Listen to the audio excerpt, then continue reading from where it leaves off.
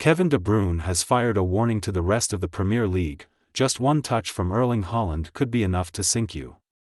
City's new striker touched the ball just 8 times against Bournemouth.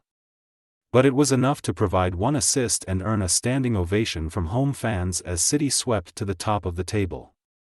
More importantly, his movement created panic in the visiting side's defensive ranks, and helped Pep Guardiola's side run riot in a 4-0 rout which could have been double that.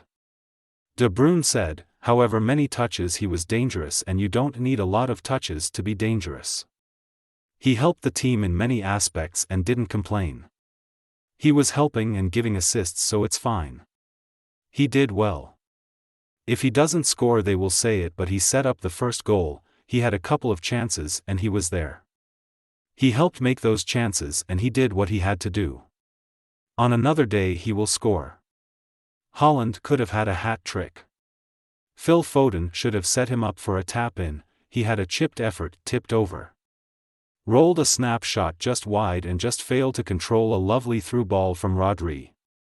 But his overall play and intelligent movement induced indecision in the Bournemouth back lines, directly assisting Ilkay Gundogan's first and drawing defenders away from De Bruyne, City's third.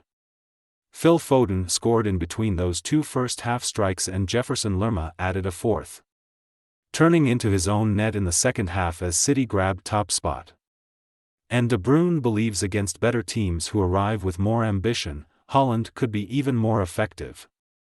It's always good to have a focal point, someone who is going to be there.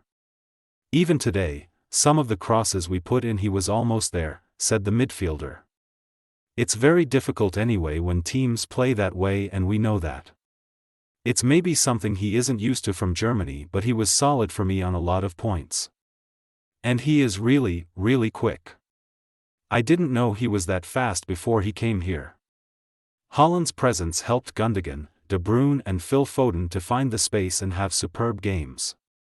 And Riyad Mahrez was not far behind them.